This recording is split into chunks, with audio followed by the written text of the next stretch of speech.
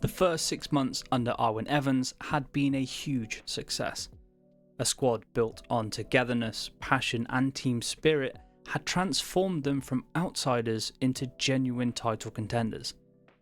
While the Welsh core remained the heart of the project, players like Cogman and Garrick had become just as important to our rise. Cogman in particular was becoming a fascinating story. After almost 5 years at Merthyr Town, he was edging closer to Welsh eligibility. Whether he would eventually commit to becoming a Welsh player remained to be seen. Whilst most people enjoyed the Christmas and New Year break, Arwyn and the recruitment team were already looking ahead for free transfers, expiring contracts, but potential targets for next season. If this project was going to succeed long term, the planning had to start now. But before worrying about the future, there was unfinished business in the present. Kings Lynn. The team that had handed us our first defeat of the season, but now we had a chance for revenge. As if extra motivation was needed, news arrived before kickoff that Arwyn had once again been overlooked for Manager of the Month. Another reminder that despite sitting on top of the league, people still weren't fully convinced. Just 1 minute into the snowy Welsh afternoon, Marsh Hughes thought he had given us the perfect start. Latching onto a loose ball, he calmly finished past the goalkeeper, but the celebrations were short-lived. Offside. But it was a warning shot, and a few minutes later, we came again. Quick vertical passing released Smyrn down the left, and his dangerous cross looked destined for Xavier Jones before a clumsy two-handed shove sent him crashing to the turf. Penalty. And a chance for our star man to put us ahead. But this time, the goalkeeper guessed correctly, and it was a brilliant save to keep the game level. Thankfully, it didn't take long for us to find another way through. Marsh Hughes continued his excellent form with some determined work as he headed into the path of Xavier Jones, who had the simplest task of all. 1-0. Kings Lynn nearly found an equaliser just before the break through a brilliant solo run, but the finish didn't match the build-up as the effort sailed just over the bar. And unfortunately for Kings Lynn, that miss would prove costly. Right on the stroke of half-time, Xavier Jones now turned creator. Receiving the ball on the edge of the area, he slipped it perfectly into Garrick's path. One touch, left foot, far corner. It was a wonderful finish. And now it was 2-0. The second half began exactly how they first ended, on the front foot. Livermore picked up possession around the edge of the area and found Smyrn in space, and from distance he unleashed a strike that somehow beat the keeper at his near post. Questions were certainly being asked, but it was 3-0, and by the 72nd minute we wanted more. A deep cross was headed down by Xavier Jones and dropped the ball perfectly into Garrick. In his favourite area of the pitch, there was only going to be one outcome. A quick swivel and a powerful finish. 4-0. And it was revenge complete. We did get a late scare as Kings Lynn struck the crossbar with a brilliant effort that left Cogman rooted to the spot. But then the final whistle sounded and we kept the clean sheet and the 4-0 win. A statement performance to begin 2026. New year, same Merthyr Town. And a reminder to the rest of the division that we were becoming a problem for everybody. Off the pitch, there was more good news. Head of Youth Development Charlie Jones and Head Physio Dave Hughes were both rewarded with new one-year contracts after their excellent work behind the scenes. The foundations of the club weren't just being built on the pitch, they were being strengthened everywhere.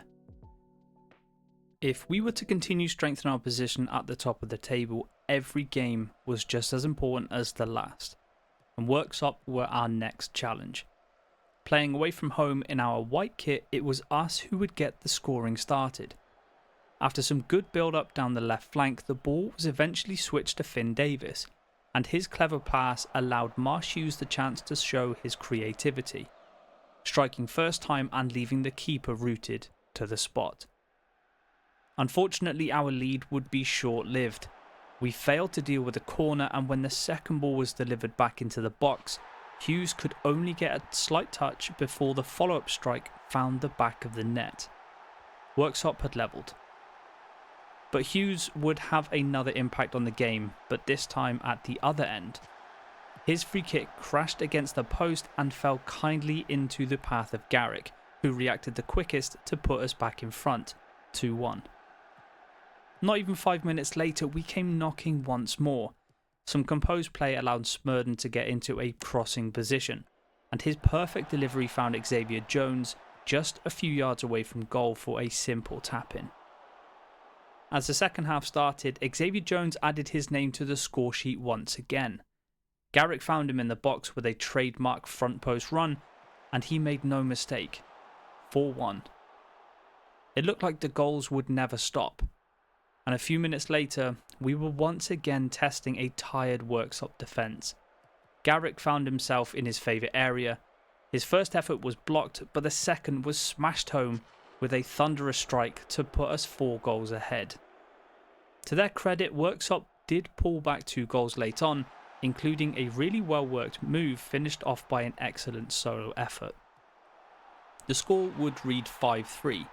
Not our most complete performance of the season, but another statement that this side could score goals against anyone. With that impressive performance behind us, a message arrived in our inbox from Dave Hughes, and it wasn't good news. Xavier Jones had picked up a knock and would now be sidelined for up to 8 weeks. Our main striker was out, and beyond Garrick and Marsh Hughes, we were looking rather light of proven goal scorers. With a few tweaks to the team, our attention turned to the FA Trophy. Boston United were next. A team from the division above, another opportunity to test ourselves against stronger opposition and answer more questions about just how good this side really was. More specifically, how good Cogman was. And in the 19th minute he was called into action.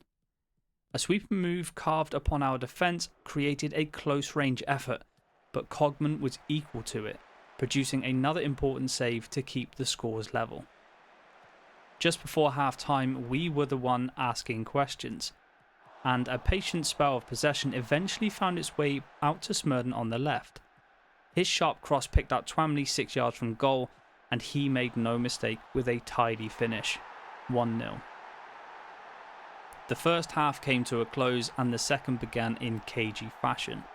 Neither side wanting to make a mistake that could end their cup run, and chances were few and far between. In fact, the next real opportunity wouldn't arrive until the 80th minute. Garrick, once again showing he belonged at a higher level, sliced through the Boston defence before narrowly dragging his effort wide of the post. It was one of very few chances in the match. We would finish that game with just a single shot on target. Thankfully, it was the one that mattered. A disciplined defensive display secured a 1-0 victory and a place in the next round. And yet another statement that this team could compete with clubs above them. Things got even better in the league. Hereford dropped points, extending our lead at the top of the table by 11 points. With several games coming up against teams in the bottom half, we had placed ourselves firmly in pole position. The next round of the FA Trophy would see us face Braintree, another National League side, but that was a challenge for another day. The present required us to make an important decision regarding one of our brightest young talents. Leon Wilkes had now reached the age where he could sign his first professional contract. With the club seeing a huge future ahead of him, he put pen to paper on a 2-year deal worth £80 a week. And behind the scenes, the recruitment team continued searching for future additions on free transfers. The shortlist was growing steadily, but convincing players to join the project wasn't proving easy. Plenty were being watched, plenty were being approached, but very few seemed interesting in becoming part of the journey. And a few days later, another piece of excellent news arrived. Jack Morgans had also reached the age required for a professional contract, and just like Wilkes, he committed his future to the club, signing a 2-year deal worth £75 a week. We weren't building for this season anymore, we were building for the future of Merthyr Town. The next 3 games would see us face Peterborough Sports, Southport and AFC Telford. But first up, it was Peterborough Sports, and from the first whistle we were dominant. Garrick once again at the centre of everything good that we did. His intelligent movement and vision allowed him to pick out Twamley inside the box for the opening goal. Not long after, he tried almost exactly the same move again, and this time the ball caused chaos in the area before eventually falling kindly for Livermore, who bundled it over the line to double our lead. But Garrick wasn't finished there. Intercepting a pass deep in Peterborough territory, he instantly turned defence into attack. Smurden's looping cross could only be cleared as far as Sambu on the edge of the area, who calmly laid it off for Twamley to fire home our third. 3-0, another convincing win and another clean sheet. The only downside arrived after the final whistle. Caleb Hughes had suffered a sprained ankle and would now miss up to 6 weeks. Although results were excellent, our squad was getting thinner by the day. The following game against Southport highlighted that problem. Despite taking the lead through an ever-reliable Marsh Hughes, we never truly found our rhythm. Received the ball on the right side, Marsh Hughes cut inside onto his stronger left foot before drilling a precise effort into the bottom corner. A moment of quality in an otherwise really flat performance. Unfortunately, just before half-time, Southport found their equaliser. A free kick on the edge of the box, unfortunately taking a cruel deflection beyond the helpless Cogman and into the net. 1-1. It wasn't a disaster, but it was certainly 2 points dropped. The draw against AFC Telford felt even more frustrating. The game finished 0-0 despite us creating more than enough chances to win the game comfortably. On another day, we scored 2 or 3. Instead, we left with a single point. Those back-to-back draws allowed the chasing pack to close the gap. And now South Shields were within 9 points of us. And perhaps the most worrying part, these were supposed to be the easiest fixtures. Our toughest test was still to come. Behind the scenes, things were becoming a little complicated as well. Several players wanted clarity regarding their futures, but both the club and Arwyn were still undecided on who would remain part of the long-term project, and Fen Davis was one of those players. He wanted an improved contract, but discussions didn't even make it past the playing time stage. With a depleted squad, a few unhappy players, and the business end of the season approaching, the FA Trophy was up next. Although Braintree may have been struggling in their own league, we still had to compete against their depth as well as their quality.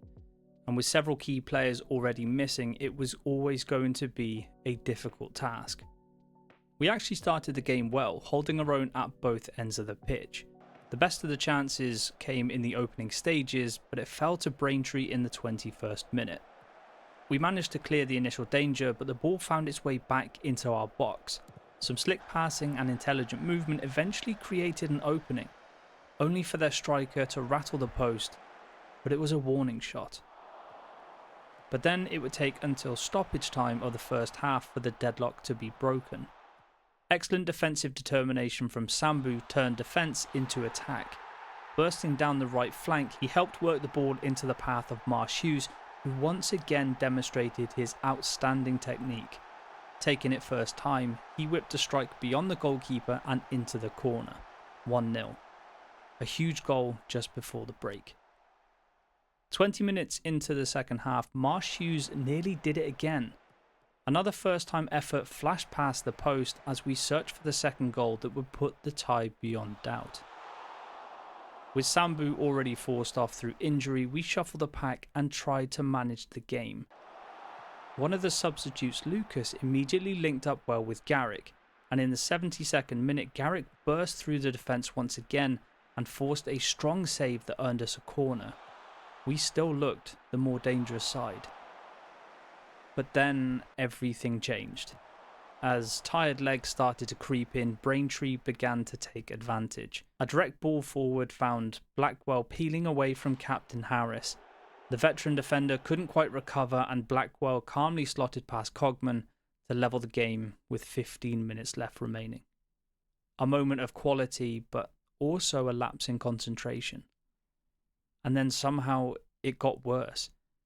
Straight from kickoff, a sloppy pass from the frustrated Fen Davis handed possession straight back to Braintree. And within seconds they were attacking once more. The move looked almost identical to the first goal. Blackwell running in behind, Harris chasing, and Cogman exposed. 2-1. And just like that, the tie had been turned on its head. We threw bodies forward in search of a response, but the squad simply had nothing left to give. After leading for over an hour, we crashed out of the FA Trophy in painful fashion. To make matters worse, it was business as usual for the teams chasing us in the league. South Shields defeated Oxford, reducing our lead at the top of the table to just 6 points, although we did still have a game in hand. And then came another dreaded email from Dave Hughes. Sambu would be out for 3 months. It was a huge loss, not just for his quality, but the depth he provided in the squad that was already being stretched to its limits. For the first time since taking charge, it felt like the foundations built over the previous 6 months were beginning to crack. Arwyn needed help, and he needed it quickly. The help arrived in the form of Zach King-Phillips, a young Welshman available on loan from Bristol. No loan fee, no lengthy negotiations. It was exactly the kind of break that we desperately needed. Arwyn made sure off-the-field distractions didn't become a distraction from the job at hand, and Darlington away would test that. The first half set us firmly on our way. Twamley picked up the ball deep inside our own half before driving almost the entire length of the pitch. As the move developed, the most unlikely of scorers arrived to finish it. Jack Evans, operating from defensive midfield, lashed an effort beyond the goalkeeper to give us the lead. Shortly after, a far more familiar name joined the score sheet. Marsh Hughes continued his excellent run of form, rising highest to power home a thumping header and double our advantage. The game would finish 2-0, and a comfortable scoreline on paper, but the stats told an even bigger story. Darlington barely laid a glove on us. Defensively, it was one of our strongest performances of the season. After the match, Zach King-Phillips officially accepted his loan move and joined the club, providing some much needed depth at exactly the right time. Back in the freezing conditions of the Welsh Valleys, we hosted Chorley, and another game we felt like we should be winning. And from the beginning, we looked determined to do exactly that. A quick move from right to left released Garrick inside the box, and he finished with a sweetly struck effort to give us an early lead. And the second goal came from another unlikely source, and in even more unlikely fashion. John picked up the ball from range and unleashed a dipping effort that somehow found its way beyond a helpless keeper. It was 2-0, and we weren't slowing down. Moments later, some excellent football carved Chorley apart. Smurden, given the time to pick his pass, calmly fed Marsh Hughes for the simplest finish of the afternoon. And in the blink of an eye, it was 3-0. But we still weren't done. Winning the ball back from deep inside our own half, we charged forward once again with Twamley leading the attack. The move eventually found Jack Evans arriving late on the edge of the box, and his effort, aided with a slight defection, found the back of the net for 4-0. We were ruthless. But Chorley did manage to get a consolation goal from a whip cross to the back post, but by then the damage had already been done. The match finished 4-1 and felt like a statement from the team. It was a response, a reminder of who we were. And next up we had Kidderminster, and with it, a return to the inconsistency that had followed us throughout the entire season. A free kick wasn't properly dealt with and eventually fell to Matthews inside the area. Given far too much space, he smashed home what would prove to be the only goal of the game, 1-0, and a defeat. And it was a really frustrating performance. We looked toothless going forward and never really threatened an equaliser. But the result wasn't the worst part, and it wasn't even close. In the 53rd minute, Garrick pulled up injured, and at first we hoped it wasn't serious. But then the report came. A partially torn hamstring, and he's going to be out for 3 months.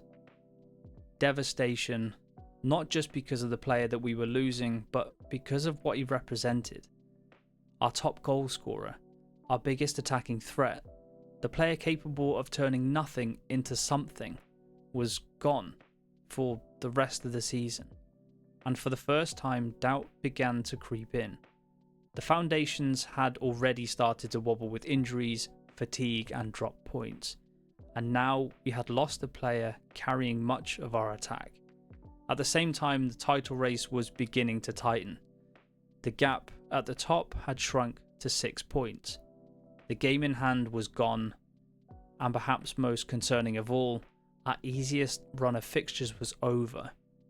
Every remaining challenge seemed to be waiting for us, and many of them were inside the top 10.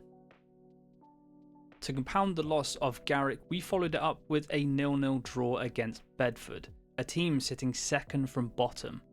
We had now failed to score in back-to-back games, and for the first time all season, it felt like we had nobody to rely on. The performances weren't bad, the underlying numbers weren't bad. We were still creating chances, but something felt different. Like the calm before the storm. The table reflected it too. Our lead had just dropped to 4 points. Just a few weeks earlier, we were 11 clear at the top. Another goalless draw against Alfreton did little to calm the nerves. We had gone from a team that couldn't stop scoring to a team that couldn't score at all. Meanwhile, South Shields and Buxton weren't having the same problems. They both kept winning, and they both kept closing the gap. By now, they were just a single point behind. We could almost feel them breathing down our necks, but we were still on top. And next came our biggest league game of the season. It was against Buxton. After a slight reshuffle to the squad, we welcomed them to our home ground wearing our now familiar white strip. The nerves were obvious, the tension was everywhere, but so were the supporters, and from the first whistle it felt like a defining moment in our season. Now or never. And what a start it was. After pinning Buxton back immediately from kickoff, Livermore created space for Smurden down the left, and his whip cross somehow missed every player in the box before falling perfectly to Finn Davis. He took a touch, composed himself, then fired a snapshot beyond the goalkeeper at his near post. 1 minute played, 1-0. The stadium erupted, players sprinted away in celebration. You could feel the release. You could feel the belief. The game was ours. 5 minutes before half-time, we struck again. A wide free kick from Twamley was delivered into a crowded penalty area. Marsh Hughes rose highest and flicked the ball across goal, where Smurden found himself completely free. Not a player known for scoring goals, but he didn't miss this one. It was 2-0, and the perfect time. The dressing room at half-time was buzzing. Smiles, laughter and relief. But Arwyn was quick to bring everyone back down to earth. A team challenging for promotion this late into the season doesn't get there by accident. The message was simple, just stay focused. As it turned out, he was right to be cautious. Shortly after the restart, Buxton were handed a lifeline. A simple defensive mix-up between Morrish and Cogman somehow ended with the ball in our own net. 2-1, and suddenly the nerves returned. 10 minutes later, Buxton had another opportunity. Evans conceded a free kick in a dangerous position, and the resulting strike looked destined for the top corner. And then Cogman intervened. At full stretch, he clawed the ball away with a magnificent save. The lead survived. As the clock ticked down, anxiety began to take over. 10 minutes from time, Fenn Davis produced a brilliant pass to put Adam Davis through on goal. The chance to finish the game, the chance to finally breathe. His effort clipped the outside of the post and rolled wide. For a moment, time stood still. Thankfully though, it didn't matter. There would be no late heartbreak this time. The final whistle sounded and we secured a massive 2-1 victory. And in truth, it should have been more comfortable than the scoreline suggested. And the good news didn't stop there. After the match, word came through that South Shields had lost away to 19th place Peterborough Sports, and it was the breathing room we so desperately needed. But only for now. Away from the pitch, however, another problem was emerging. The board had held a meeting. The recruitment budget was gone, and I mean completely gone. It was only March, and we no longer had the resources to scout for future talent. With a long way still left to go in the season and an even bigger summer looming ahead, it was another issue for Arwyn to place on an already growing list, but one that would have to wait. We were brought crashing back down to reality straight after. Another frustrating 0-0 draw against struggling Radcliffe only raised more questions. And since arriving at the club, Adam Davis hadn't scored a single goal. And when challenged on his lack of impact, his response only made matters worse. Arwyn expected standards. He expected players to fight for the badge. And Davis's attitude suggested otherwise.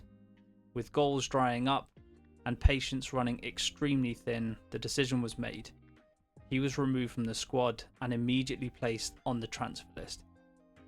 And the timing, to be honest, couldn't have been worse. The next game was against 9th place Chester at home. Another tough test in a title race that was becoming more tense week by week. Things needed to change and Arwyn made a huge call. Twamley was dropped to the bench in favour of the out-of-form Evans Harriet, a player that was only really brought in just for backup cover. It was a gamble, but it was one that paid off almost immediately. 8 minutes before half-time, Caleb Hughes threaded a first-time through ball into his path. Evans Harriet rewarded the faith shown in him with a clinical left-footed finish across the keeper, the kind of movement that we had been missing ever since Garrick's injury. And to cap off a perfect afternoon, he struck again. This time bursting down the left-hand side, he drove into the box and fired home his second of the game. An inspired performance and a huge 3 points against really tough opposition. The 4-0 win should have been the main story, but the reporters seemed more interested in a strange feud between Arwyn and Chester manager Graham Lee. After the game, Lee accused Merthyr of being overly physical. Now Arwyn brushed it aside and the squad did too. There were far more important things at the club happening. One of those was Lloyd Marsh Hughes. Originally signed as a squad player, he had quickly become one of the first names on the team sheet. The club wanted to secure him and his future, and a new contract saw his wages rise from £75 a week up to £230.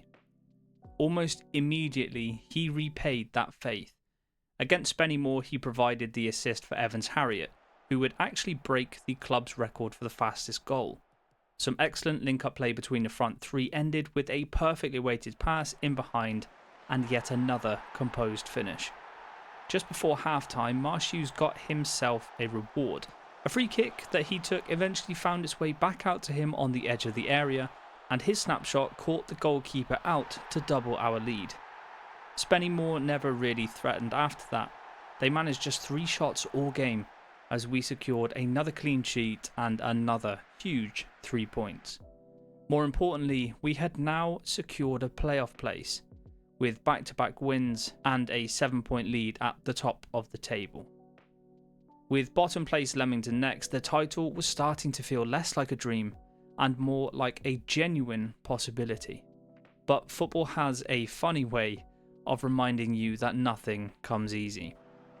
Evans Harriet was causing problems again, and just before half-time his cross found Corley Cox inside the box.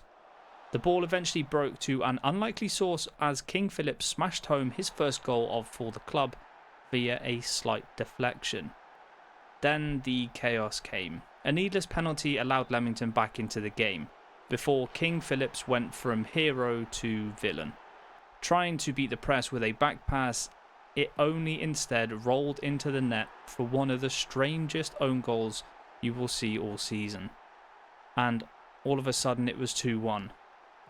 But thankfully the response was immediate, and just 4 minutes later, a quick move from back to front carved Leamington open, and Corley Cox crashed home from close range to rescue a point from a game that should never have become so difficult. It wasn't pretty, but right now every single point mattered. And South Shields weren't making any mistakes. They won away at Chorley and cut the gap to just 5 points. And next, we played them.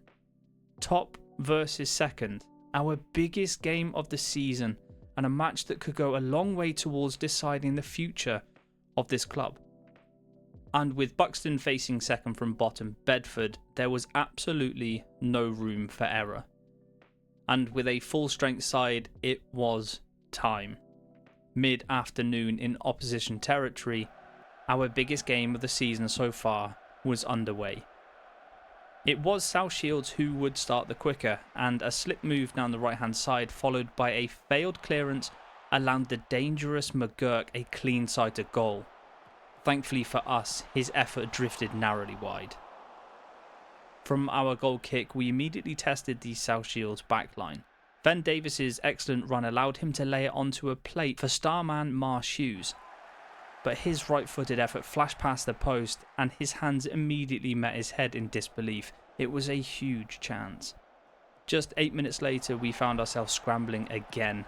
Another failed clearance and an absolute rocket smashed against the bar, causing chaos inside our 6-yard box, but we were under some serious pressure. Before half-time, we were tested again. A short corner routine kept us pinned back. Some quick passing around the box allowed South Shields 2 danger men to combine.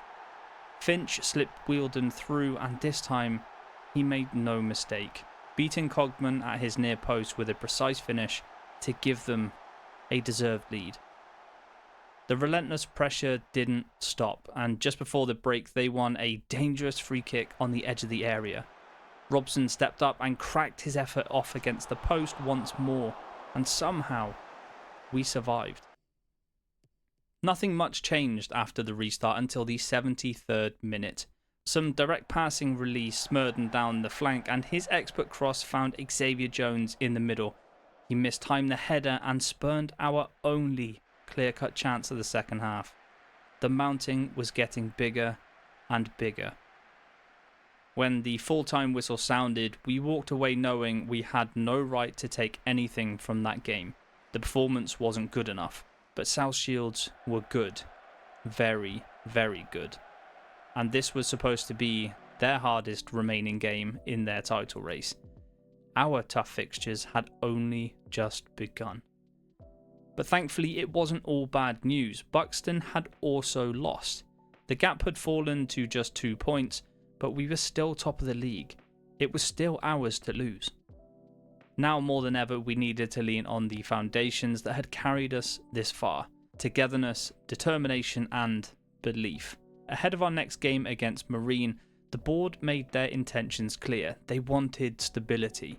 They wanted to reward the work that had transformed this club. They wanted to tie Arwyn Evans down to a new contract. But first, there was still a league title to win.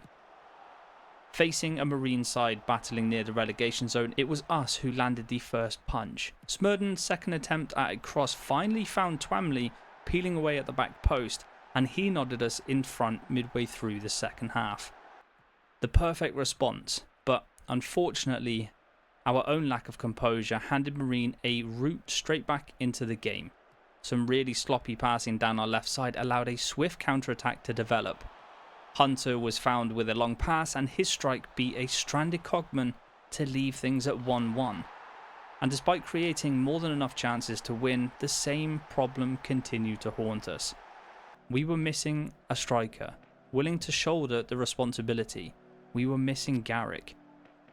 As we returned home, some welcome news actually filtered through, and South Shields had dropped points at home to a battling Alfreton side.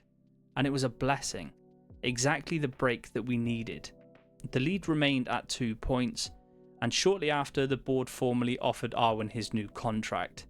In a show of respect for the trust that they had placed in him, he even lowered his wage demands and removed any wage increase clause should the club be promoted. He was in this for the club, not for the money. Meetings were also taking place regarding player and staff contracts. With uncertainty surrounding what division we would be playing in next season, most major decisions were pushed back until the end of the campaign.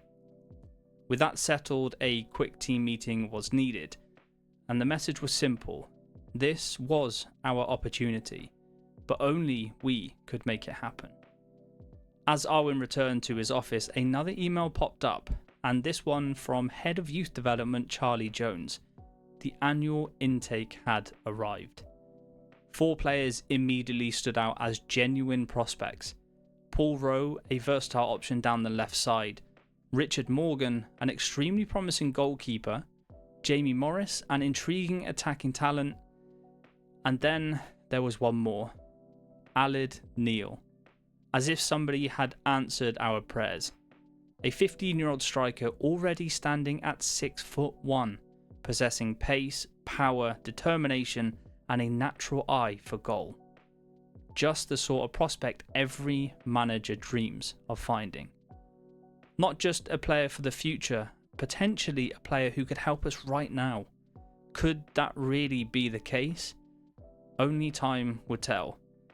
All 4 youngsters were offered youth deals, securing them at the club for the next 2 years. But one name really did stand above the rest. Aled Neil. Perhaps the first player we could truly build the future of this football club around.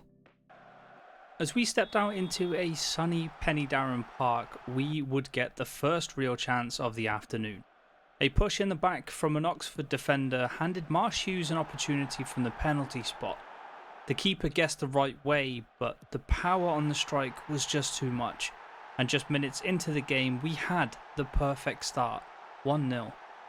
Oxford weren't about to roll over though, and a clever move down their left flank allowed Ewan Clark to skip past a couple of challenges before lashing home an excellent finish to level things up.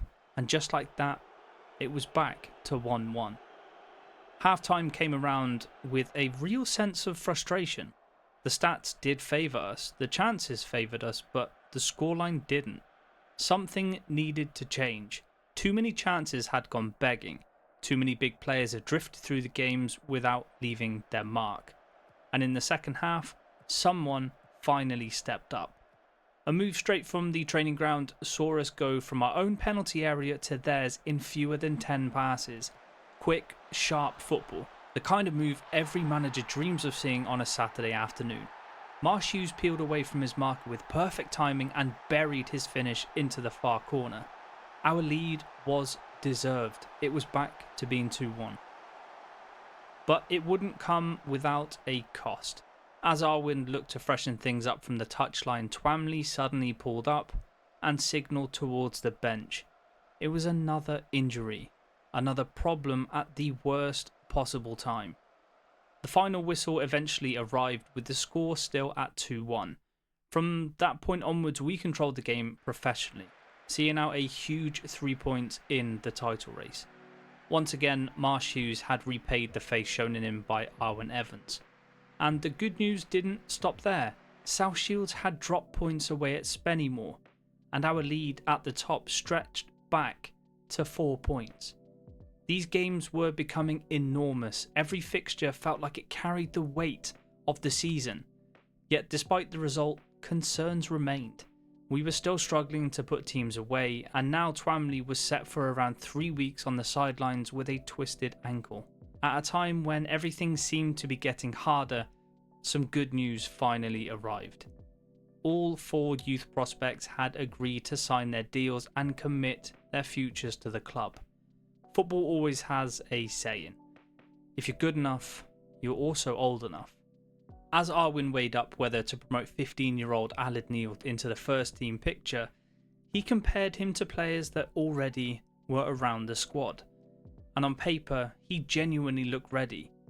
The attributes were there, the physicality was there, and the mentality was also there. The only question left was whether Arwyn was willing to trust him. With the senior forward line running thin, the decision was made. Neil would be promoted and named on the bench for our trip to local rivals Hereford. A chance to gain experience and a chance to learn. And maybe, just maybe, something more. With memories of our disappointing 2-0 defeat against them earlier in the season still lingering, we arrived determined to set that record straight. But instead, disaster struck almost immediately. Just 8 minutes into the game, Morgan Bates once again proved to be our tormentor. A dangerous cross from Merthyr found him in space and he made no mistake. 1-0 Hereford. Before we could even settle ourselves, it got worse. More poor defending, more uncertainty at the back. Jay Williams lost his man again and Bates punished us for the second time. 6 minutes after his first, it was 2-0. And we were all over the place. In the 23rd minute, we finally had a chance to respond. Quick play down our reliable left side created an opening for the informed Marsh Hughes from close range. And it should have been 2-1. Instead, he somehow headed wide. One of the misses of the season. The opportunity came and went. At the other end, things nearly became even more painful. King Philip's gifted possession away with a dreadful pass and only a superb save from Cogman prevented further damage. Fortunately for us, the flag had already gone up. And that summed up the first half. It was flat, disjointed, but nowhere near good enough. After an explosive team talk in the dressing room, the players emerged for the second half with one message ringing in their ears. Never give up on yourselves. 2 changes were made. Everything was on the line, yet Hereford had absolutely no intention of easing up. Just before the hour mark, Bates nearly completed his hat-trick as another opening fell his way. And thankfully for us, his effort crashed back off the post. Something had to change. Arwyn looked towards the bench. There wasn't much looking back at him. Only teenagers. Leon Wilkes and Aled Neal. With no other options available, both were thrown into action. Talk about being thrown in at the deep end. 15 years old. One of the biggest games of the season. And now he's expected to help save it. 6 minutes later, we had a throw-in on the left. Smurden delivered another dangerous ball towards the back post and arriving seemingly from nowhere was young Aled Neal. He threw himself at it. Goal. 5 minutes into his debut, the away end erupted. But Neal didn't. No celebration. No moment soaking up the applause. Instead, he grabbed the ball from the net and sprinted back to the centre circle.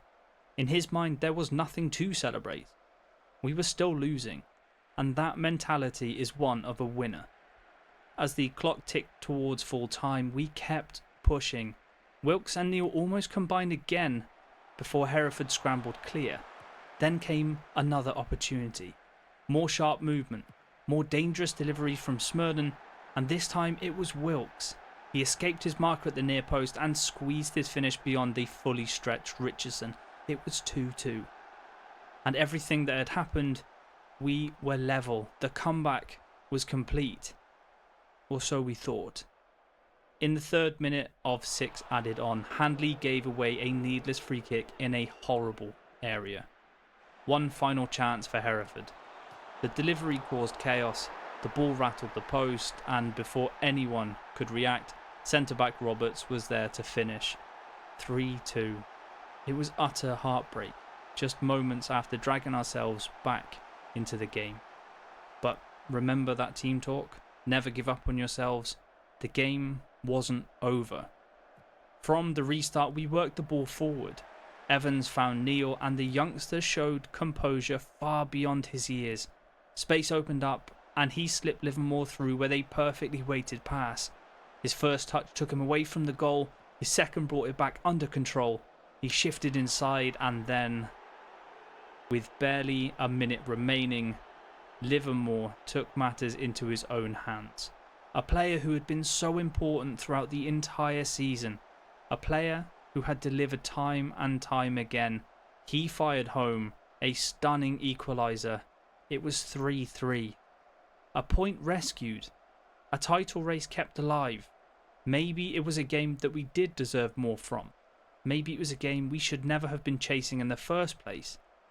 But if there was ever a match that captured who this team really was, it was this one. Never give up, never stop, never quit. Aled Neil's dream debut had helped spark the comeback, and around the club there was already a quiet buzz beginning to build. South Shields had also dropped points, but Buxton hadn't. They were now the side breathing down our necks, just 3 points behind us in the title race. The margin for error was gone. There was more good news around the club though. Aled Neil's goal against Hereford had officially written his name into the record books. At just 15 years and 304 days old, he became the youngest goalscorer the club had ever seen and the league since 2017. A record that had stood for years, and one that might not be beaten again for a very long time.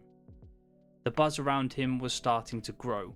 Supporters were talking about him, the staff were talking about him, even the players could see it. For all of the pressure surrounding our title challenge, there was suddenly a genuine sense of excitement about what this young striker could be. Unfortunately, the fixture list wasn't interested in fairy tales. There was no time to sit back and celebrate. Our next challenge arrived immediately in the form of Macclesfield at home. Another huge game, and another team capable of punishing our mistakes. With Garrick injured and goals becoming harder and harder to come by, Arwyn Evans had a decision to make. Play it safe, or trust the player everyone was suddenly talking about. At 15 years old, with just a handful of senior minutes to his name, Aled Neil was handed his first ever start. Not in a dead game, not with the title already secured, in a must-win game. A huge show of faith from Arwyn, but now it was up to the young striker to show that faith isn't misplaced. With the game carrying huge implications for the title race, the atmosphere around Penydarren Park just felt different. The fans knew it, the players knew it, and deep down, Arwyn knew it too. After weeks of dropped points and missed opportunities, nobody quite knew which version of Merthyr Town would walk out onto the pitch. The side willing to risk everything to win, or the side so afraid of losing that they forgot how to play. Under beautiful Welsh sunshine, we would get the first real sight of goal. Down the left, Smurden found Ray. Ray turned and immediately spotted the excellent movement of Aled Neil. The 15-year-old burst in behind once again. One touch around the keeper, but the post stood firm. The ball bounced kindly from Macclesfield and the danger was cleared. It was a matter of inches. But 4 minutes later, Neil was involved again. Battling with an experienced centre-back, he somehow won the flick on before exploding into the space behind him. Marshew spotted the run, the pass was perfect, and this time, the teenager made no mistake. Cool, composed and confident. He slid the ball beyond the goalkeeper and into the near post. Big moments create big players. And the other end, Captain Harris reminded everyone why he remained one of the first names onto the team sheet. A goal-bound effort looked destined for the back of the net before he threw his body in front of it. No hesitation and no fear, just pure commitment. The sort of defending title-winning teams are built on. From the clearance, we broke again. King Phillips delivered a teasing cross into the area. Neil checked his run perfectly, lost his marker, but he couldn't keep the header on target. It was another huge chance. Another reminder that this game was still alive. At half-time, we deserved our lead. The players could feel it, and now the fans could feel it too. For the first time in weeks, it looked like we were playing with freedom again. But football has a cruel way of changing a story in an instant. And just minutes after the restart, disaster. Some sloppy defending allowed Macclesfield a sight of goal from around the penalty spot. The shot flew through bodies, Cogman never saw it, and suddenly the ball was in the back of the net. 1-1. As the celebration started in the away end, something shifted around the ground. The optimism, the confidence and the belief, it all turned into nervous energy. The kind that creeps into players' minds, and the kind that makes simple things suddenly feel difficult. And within 15 minutes remaining, the nervousness finally showed. A routine claim from Cogman somehow turned into chaos. 3 Merthyr players attacked the same ball, none of them won it. A Macclesfield player reached first, and just like that, we were behind. To their credit, the players actually didn't fold, and 3 minutes from time, redemption looked certain. 2 of the players involved in that defensive mix-up combined brilliantly. The shot flew past the keeper, the crowd was already celebrating, but the crossbar had other ideas.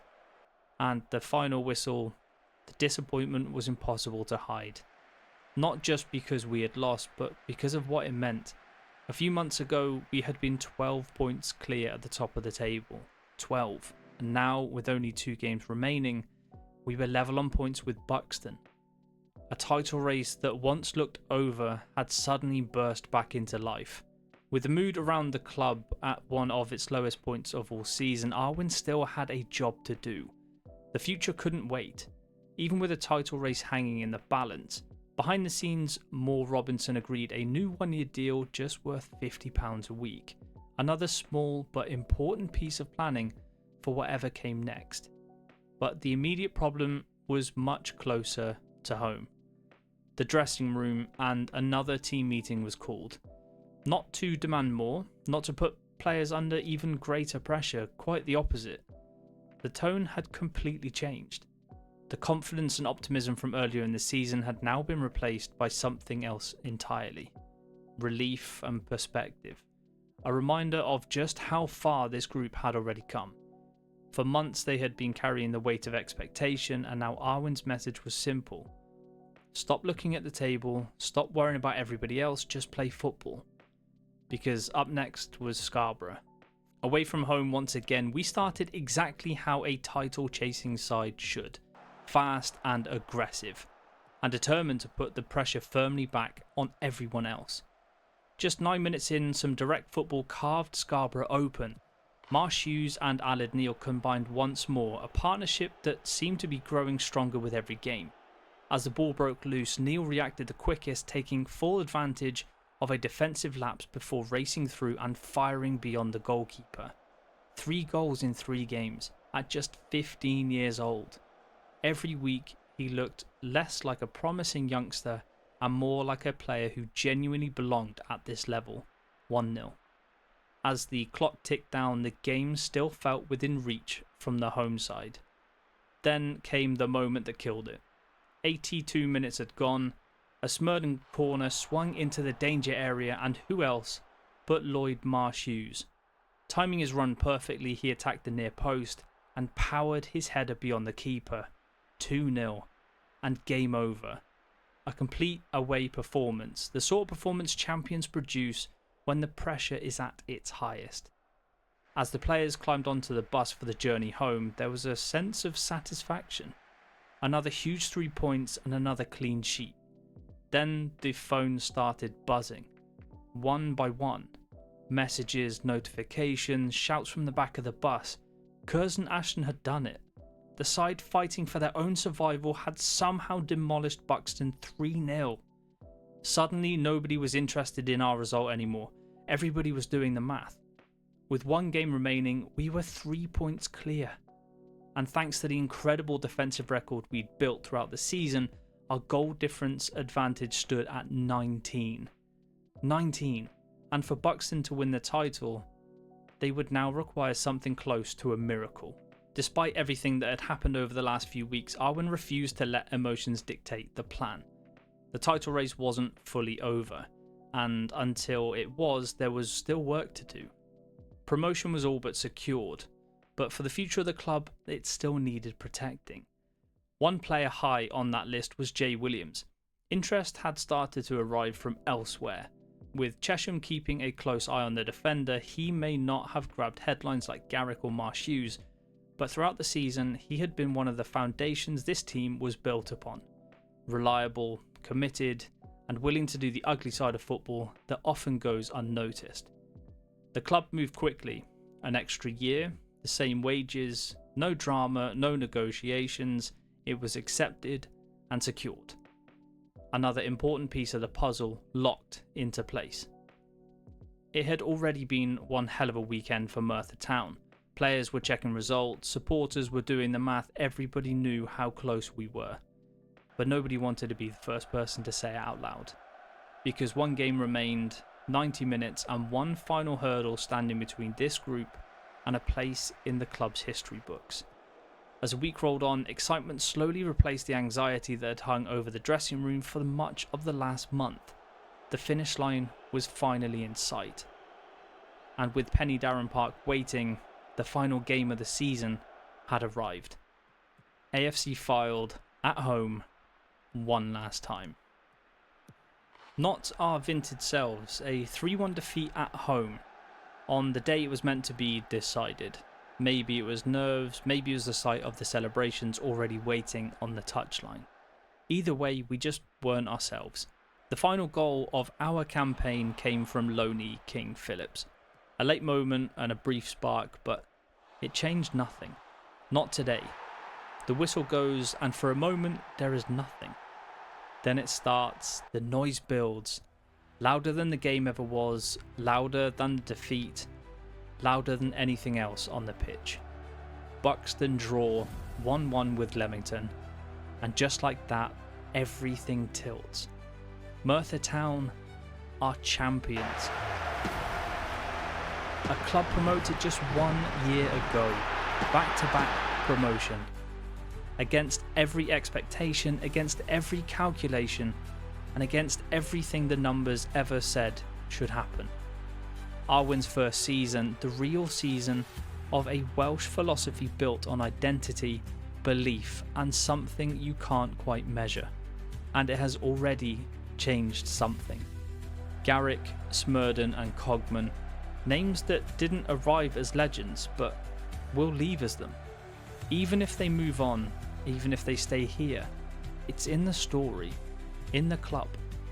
Because this isn't just promotion, it's proof that something built differently can still rise, that Wales has another name in the English game's climb. And now, we're one step closer to the Football League. One step.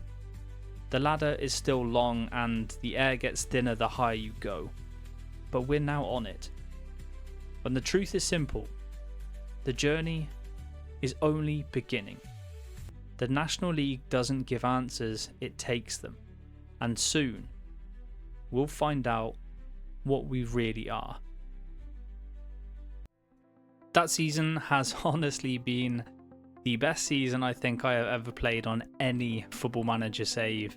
And I have been playing for quite some time, with players coming in at the start that are supposed to be bench players or role players ending up being key players for us.